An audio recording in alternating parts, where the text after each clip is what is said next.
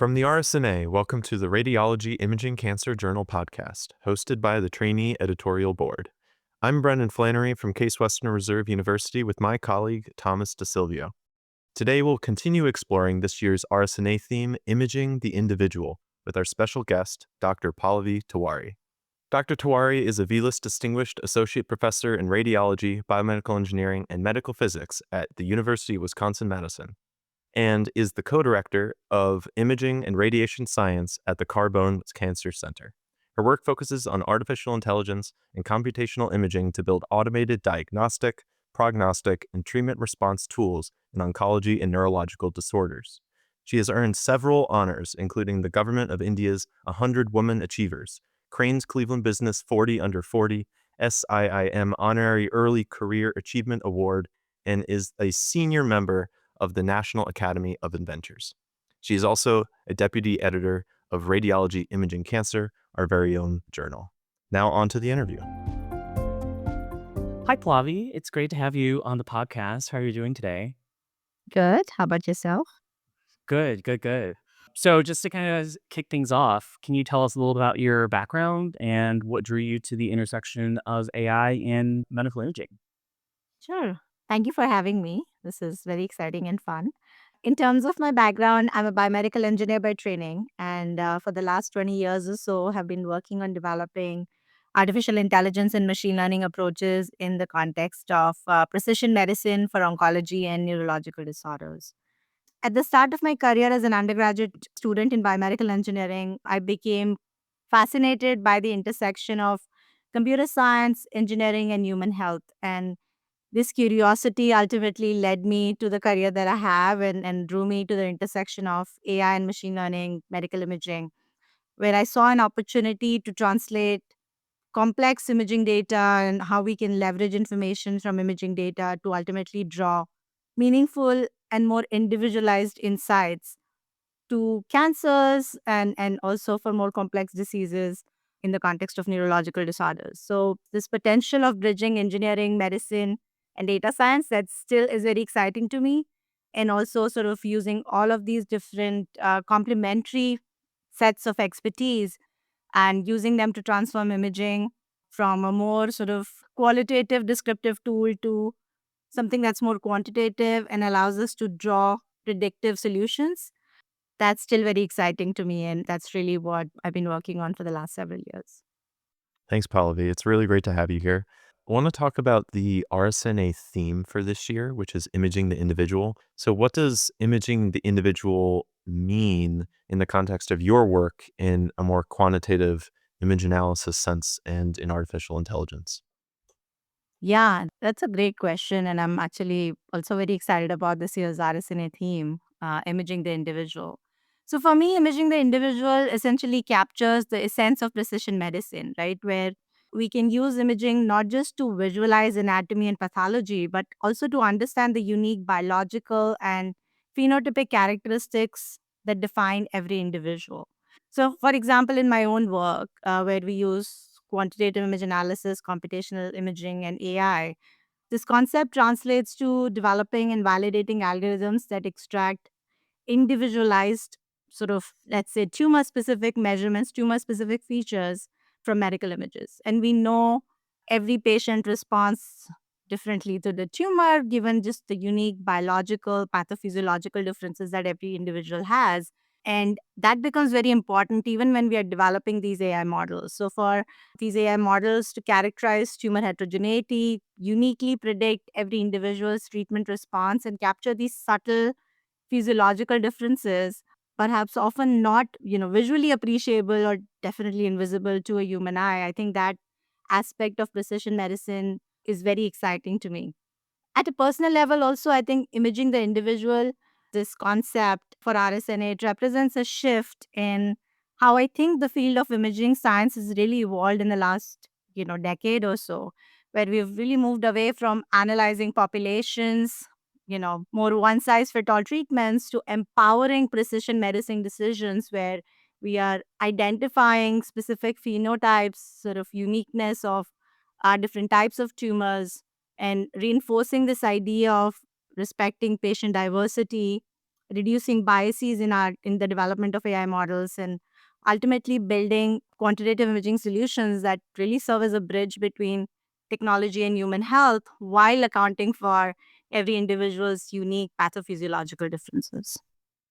So, speaking of these different phenotypes, that every patient is an individual and should be treated as such, what actual indicators are there on images that you're capturing in your work that are indicators of outcomes like treatment response or survival, or these important things that are a little more difficult to capture on imaging?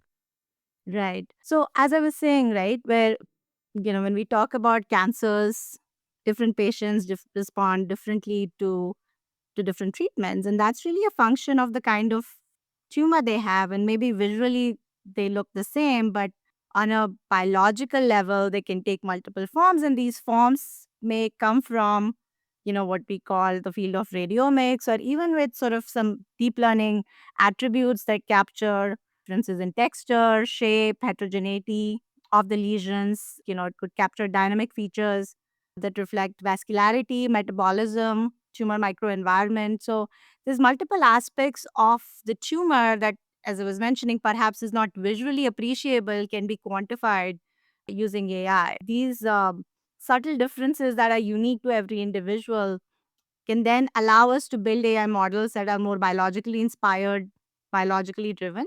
And in the context of my own work and some other works in the space, this biological underpinning really comes from spatial mapping that we do across imaging, pathology, and the molecular phenotypes of the disease. So, really sort of painting the picture of the disease, not just in a specific silo of medical imaging, but looking across different lens scales and understanding the biology and deriving information at more sort of at a molecular level, and using that information to then drive differences in imaging phenotypes that are unique to every individual. And that's really what we try to do as we are developing these AI models. Yeah, that's really amazing too, being able to kind of synthesize all of this data that we have from imaging, clinical, and molecular data sides to really tailor what is going on within or around the tumor to the individual. So, yeah, as you mentioned, like you're looking at the tumor from multiple scales in different modalities. So, what do you see as the biggest opportunities and challenges in using AI to bring all these modalities together to, like, as you said, kind of paint that overview picture of what is happening, within and around the tumor? Yeah, no, that's a very interesting question and also very exciting to me, because for me, really integrating imaging, clinical, and molecular data is one of the most exciting frontiers in precision oncology. And as I was saying, each of these modalities captures a very unique aspect of the patient biology. So, really bringing them together allows us to understand in detail the complexity of the disease, and what's so unique about the patient and how they're going to respond to treatment. So, for example, we know molecular data captures the genomic underpinning of the disease. The clinical data that we capture, it reflects the disease manifestation, and imaging provides the spatial and temporal mapping of how the tumor evolves. So, AI can offer a really powerful framework to connect these different layers, these dots, and uncover relationships that are otherwise hidden, and allow us to enable the building of these personalized models for prediction and treatment response. But while that is exciting, it is also perhaps one of the most complex, aspects of what we do, because we're talking about data that's sort of multi-scale. It's sort of coming from different departments, sort of pathology, genomics, imaging. And so complexity not only just comes from the data, but just sort of the ability to capture this data. And very often there might be missing data that we have to account for. So there's sort of multiple aspects that make this problem complex. But our group and many, many other groups have been looking at this for quite some time. And, this is an evolving field. So I think there's going to be unique opportunities on how we can move on building these integrated data driven tools that can capture the full biological context of every cancer patient, where we move from correlation to causation and from more population level inferences to capturing more individual level insights. Amazing. One of the problems or I guess issues with artificial intelligence tools that I've observed in my time in the field is that they tend to learn patterns across populations, but not just populations. It's the populations that you provide to them for training. And this brings up questions of how well these tools will actually function for unique individuals or smaller communities. So, how do we ensure that artificial intelligence tools function properly when they move to these more unique cases? Yeah, that's a great question. So I think in my mind, as I think about this, right, we've always, as folks working in AI, we tend to think about more and more data, right? The more data that we have, the better our model is going to be. And from my perspective, I think we need to sort of move beyond the idea of more data or bigger data and move towards better data, building these data sets that are more representative of the population. They're well annotated, they're inclusive of diverse populations, different imaging protocols, and disease subtypes. And I think that is what will allow us to capture the unique phenotype, especially for smaller communities, which is a very important point that you bring in this question. We need to be careful and more inclusive, where our models are not biased towards one specific population but are inclusive of diverse populations. So that's sort of an important aspect.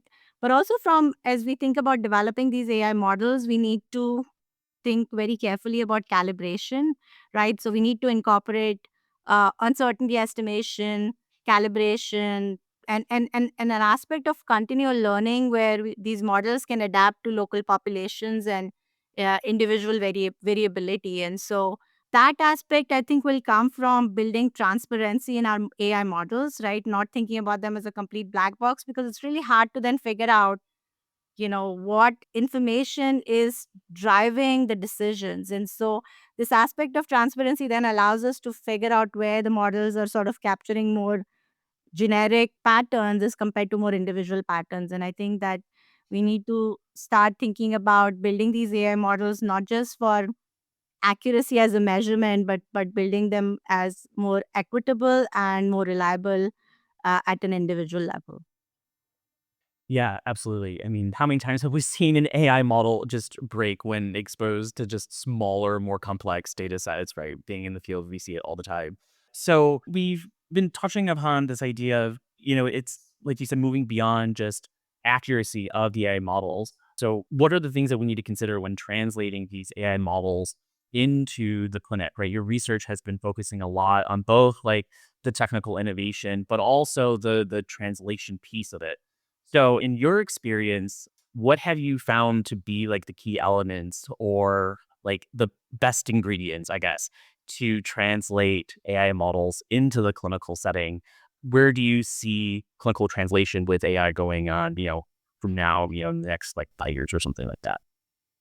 Yeah, I mean, this is an excellent question. And also, personally, for me, it's continuous learning, right? I mean, it's only recently that we've sort of started thinking about clinical translation, and that's been in a sort of a big learning curve for me, because as a researcher, as an academic, tend to think specifically about model training, right? Like, how do we build these models, how do we sort of validate the models, what is the accuracy, right? But clinical translation is a whole different beast unto itself. And as a co-founder of a spin out company on developing, sort of translating these AI approaches that we've built in the lab, it's a journey that I've taken on to sort of realize firsthand on how what it takes to translate AI that we build in the lab into real world questions, right? So how do we translate this into real world clinical setting?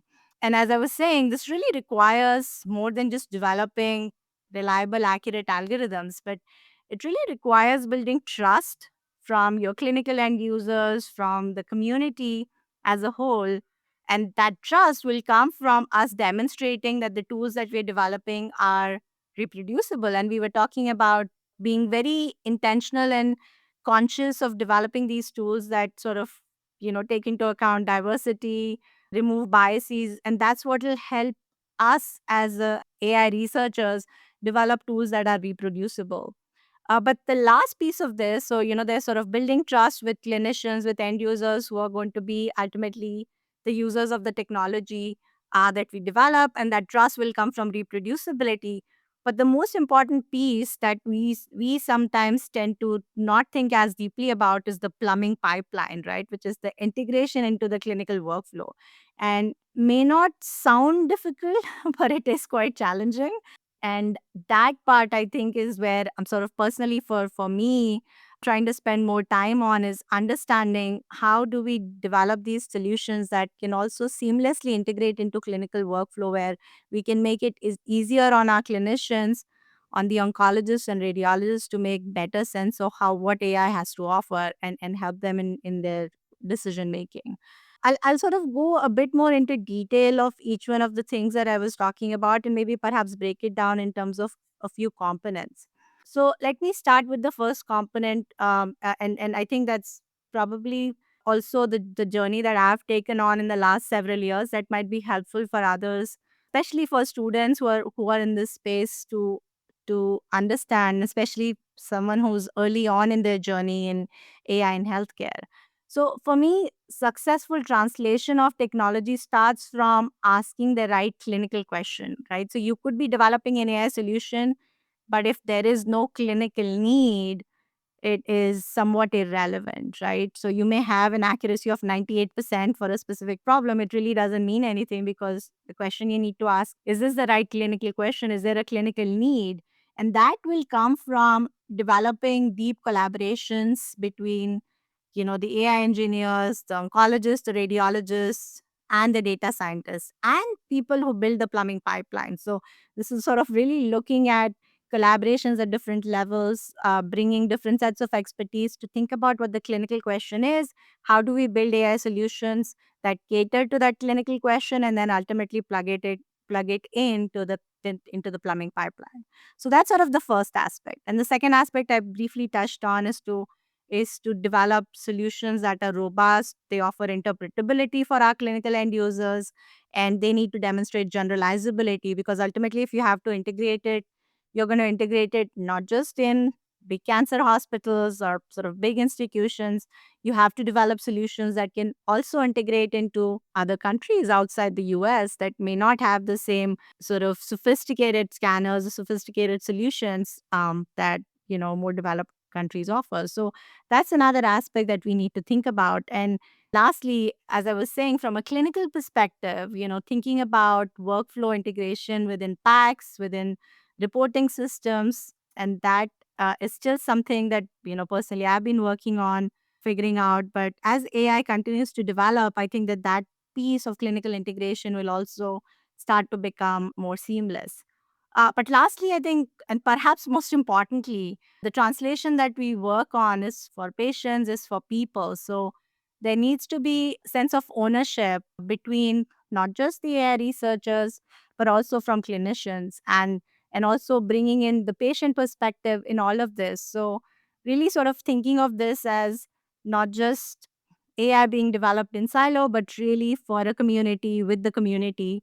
And I think that's really like all of these ingredients coming together is a right way to think about clinical translation. So, long answer to your question, but hopefully that covers all the different aspects that we've been thinking about. Yeah, yeah. It's a huge challenge, right? So of course, there's a lot of components that go into it. So I'm not surprised. At the end, you were mentioning about you have to have, all sides have to have ownership, right? Both like the researcher as well as the clinicians. And I think part of having that ownership is having trust in these systems. So how do you, or how have you been approaching building trust in these AI models, with your clinical collaborators? We see things like in literature where we can use different, techniques to illustrate like where the model is looking or where the model is paying attention is one. But do you use that, or are there other techniques that you've been using? So we'd love to kind of hear your perspective on that. Yeah, no, that's a great question. I think different groups take different approaches to this. So maybe I'll speak to the approach that we've been taking in my group. And that goes back to my previous answer, my long-winded answer to the question about clinical translation.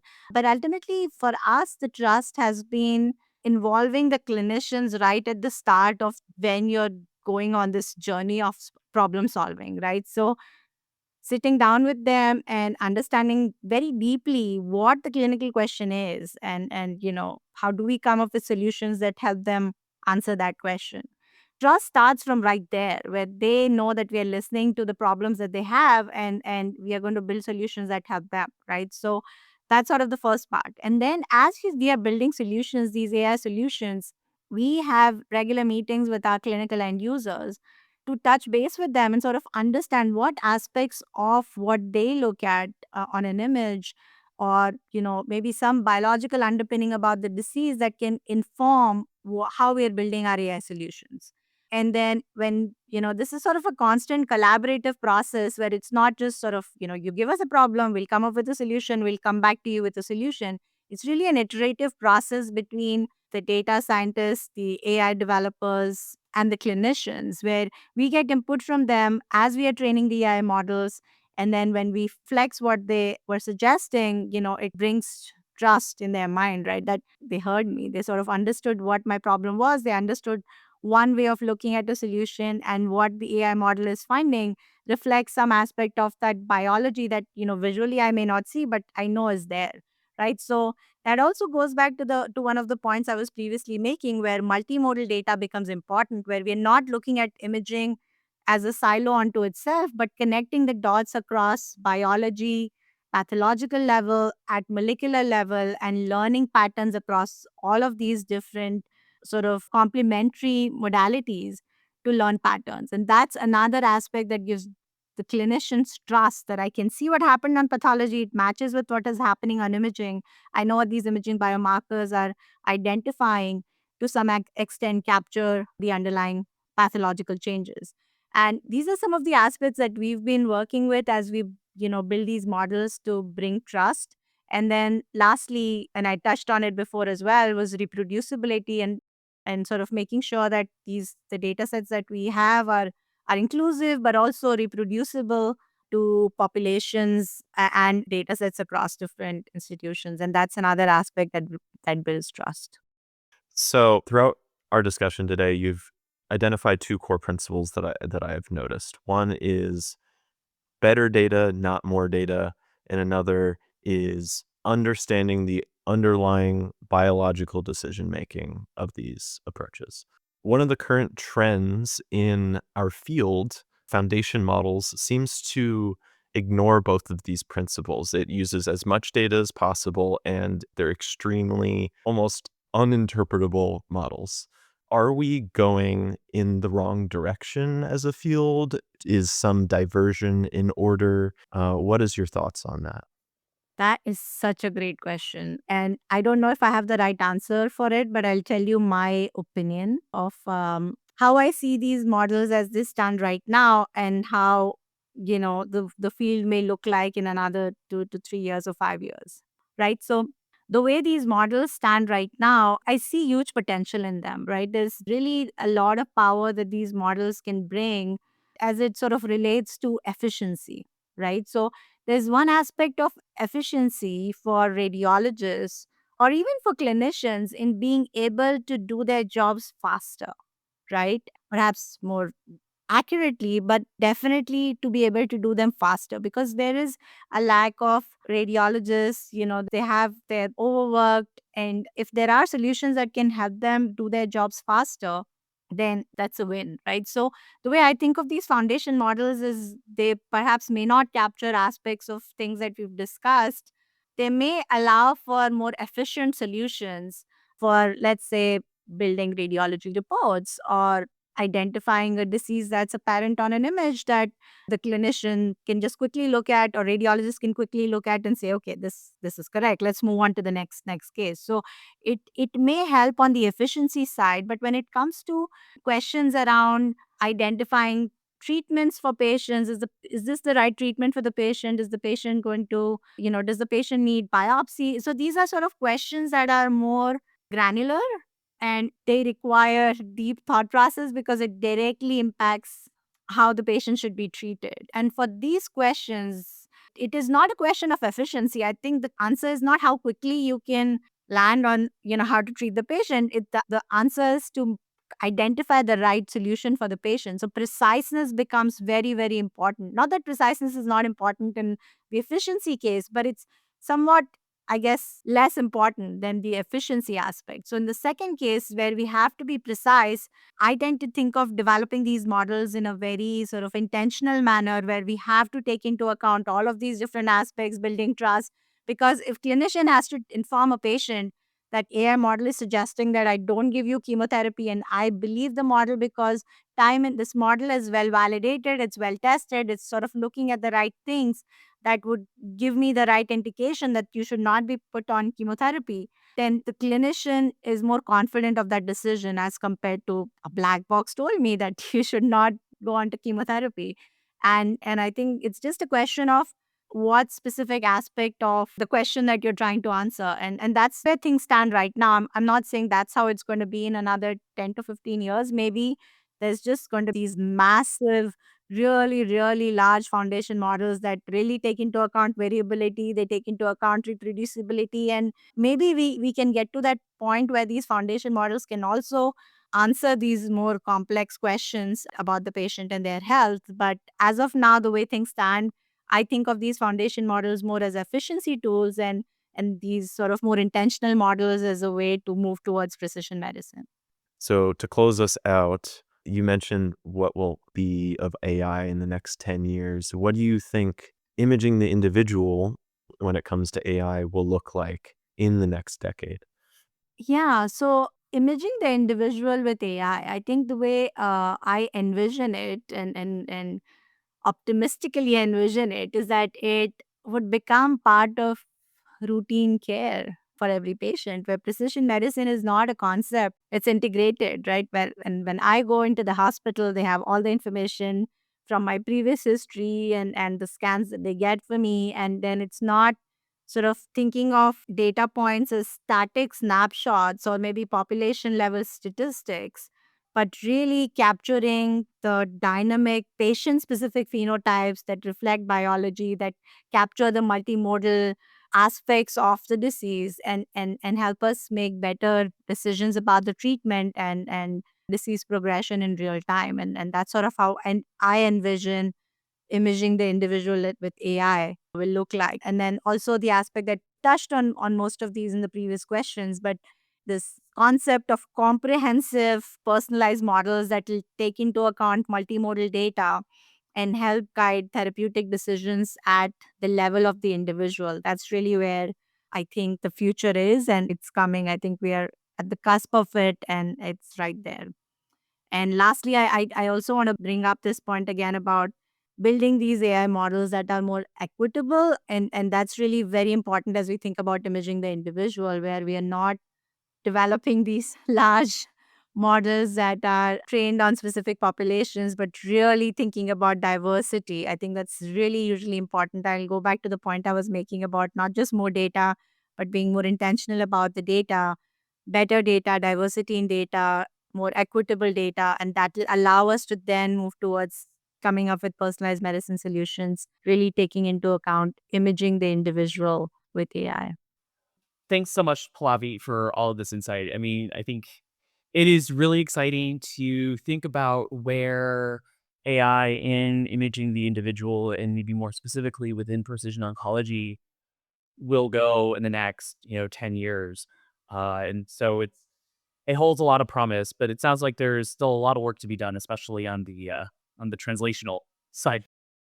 But with that, thanks again for joining us on the podcast. We really appreciated your insight with AI and medical imaging. Thank you for having me. It was so fun talking to both of you, and I remain very excited about the promise of where we are. I mean, even 5 years ago, I mean, I've been working in AI for the last 20 years when AI was not even called AI. And now AI is everywhere. So I think there's huge potential, there's huge promise in the work that we're doing. And I truly believe in another 10 years, we're going to have another podcast where we'll be talking about completely different set of things on how AI has really revolutionized the field of precision medicine. That's something that I'm very excited about. So thank you for having me on this podcast and talking about some of the things that I've been thinking about in the back of my mind, but it's good to talk through them and share it with others as well. So thank you for having me. And that means we have to mark our calendars for 10 years from now to have that next podcast episode. Absolutely. I'll be right here. Thanks for spending time with us today. Special thanks to our guest, Dr. Pallavi Tiwari, for her valuable insights on AI and imaging the individual. If you're enjoying the conversation, please rate, review, and subscribe wherever you're listening. Your interactions really help more listeners find the show. For deeper, evidence-based insights across the cancer imaging spectrum, from screening and differential diagnosis to treatment planning, check out Radiology Imaging Cancer. The link to the journal will be in our show notes. Today, you heard from our team, Brendan Flannery, and myself, Thomas DeSilvio, and a huge special thanks to our editor, Kelly Myers. We'll see you next time on the Radiology Imaging Cancer podcast.